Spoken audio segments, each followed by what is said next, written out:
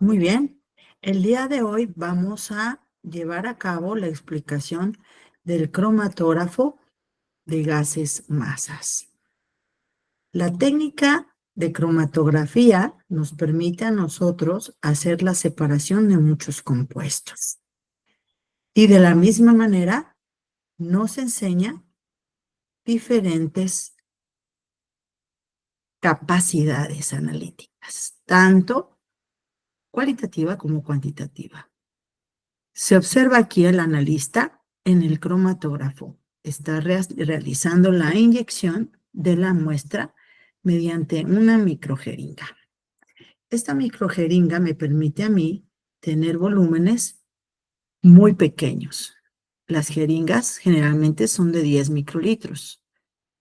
Dentro del equipo existe esa estructura que está mostrando el analista, que es un liner.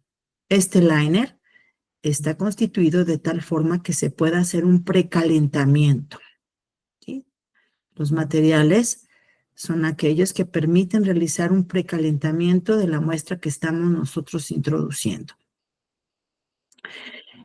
Aquí el profesor está mostrando directamente lo que es la parte del cromatógrafo de gases. Es un tubo muy fino que se está observando ahí, de acero inoxidable, en donde su interior está constituido por un recubrimiento que permita ir reteniendo a los analitos de tal forma que se programe una temperatura o un calentamiento, un programa de temperaturas. Como observa el profesor, está indicando cómo es que se lleva a cabo el ensamble de cada columna cromatográfica. Entonces, debe de hacerse directamente hacia la salida del inyector, donde ya se llevó la generación de la muestra, ¿sí? Que es acarreada por la fase móvil. La fase móvil está constituida por helio. El helio es un gas inerte. Tiene que hacerse el acoplamiento de tal forma que la columna quede muy bien emparejada con el sistema. Entonces, después de que se lleva a cabo la introducción de la muestra al sistema cromatográfico y se emplea un programa de temperaturas para poder llevar a cabo la elusión selectiva de los analitos que conforman la muestra, se lleva a cabo la ionización electrónica. El profesor está mostrando directamente lo que es el filamento. Este filamento permite realizar un chispazo de tal forma que el chispazo ioniza a los elementos que están llegando, a los compuestos, perdón, a los compuestos que están llegando que eluyen de la columna cromatográfica. ¿Cómo es que opera la ionización? Pues la ionización lo que hace es fragmentar cada uno de los compuestos en una serie de pedacitos que van a tener una cierta carga, una cierta relación carga-masa. Siempre se trata de tener las condiciones para generar cargas positivas. Tener de esta manera, como explica aquí el profesor, pues el análisis utilizando el software del programa. Como pueden ustedes observar, aquí directamente se ve cómo sale una muestra de un cítrico. Entonces se tiene en el eje de las Y la abundancia relativa de 0 a 100%. En el eje de las X el tiempo. También es una técnica analítica transiente que va a depender del tiempo.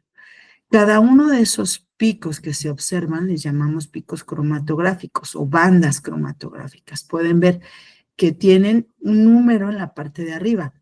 La parte de arriba me está indicando exactamente el tiempo de elusión. Y yo me puedo colocar en el software de tal forma que en el tiempo de elusión pueda yo obtener máximo el espectro de masas.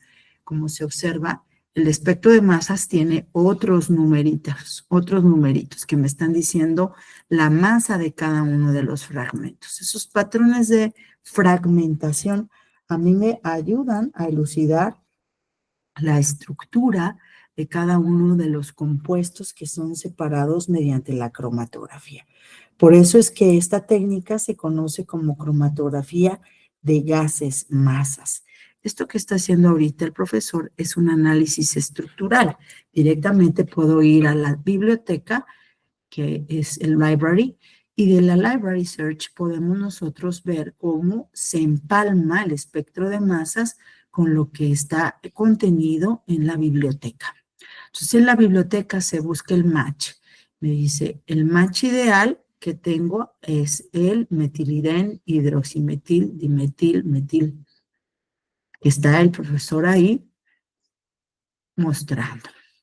Entonces, observamos la estructura del compuesto y de la misma manera se observa también lo que es el ion de máximo peso. Generalmente es lo que se conoce como el ion molecular.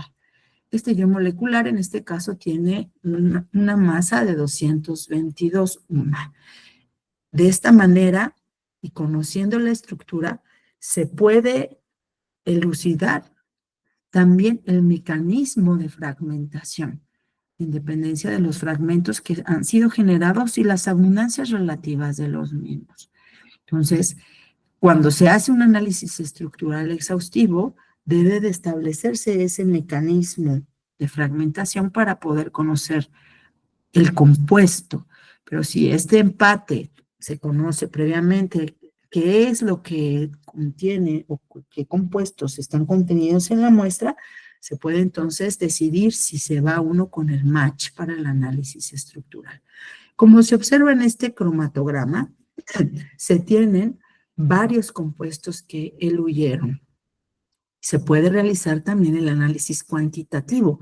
El análisis cuantitativo debe de hacerse directamente, utilizando el cromatograma y haciendo la determinación del área bajo la curva de cada una de estas señales, como se observaron directamente en la pantalla. Se puede observar de esta misma manera. Aquí el profesor está haciendo el cambio de la columna directamente para ver que los fittings sean esta parte que es una parte más técnica, que sea adecuada a la entrada del tubo de la columna cromatográfica, como les había yo explicado previamente.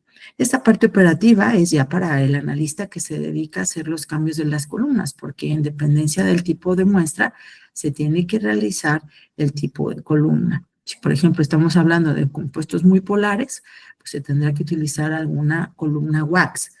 En cambio, si se están utilizando pues compuestos no polares, se emplean otros tipos de materiales.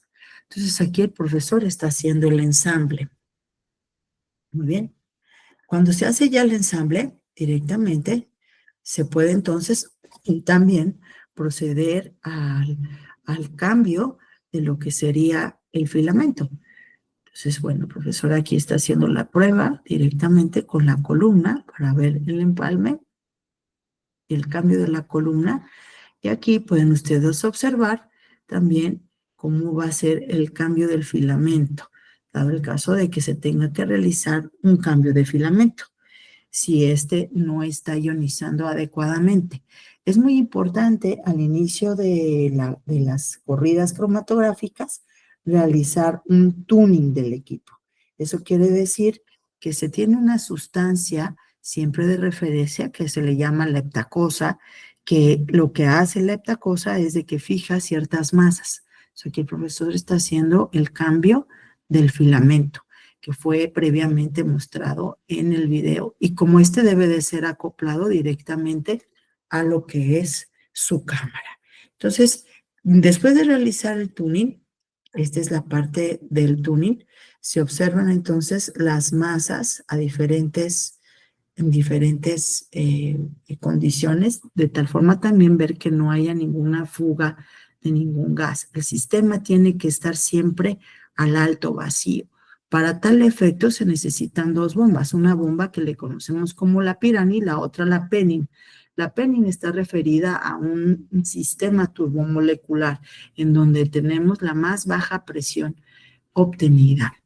Entonces aquí el profesor está mostrando cómo se ajusta y posteriormente cómo se tiene ya la salida. Muy bien. Dentro de lo que nosotros podemos entonces realizar es el análisis estructural.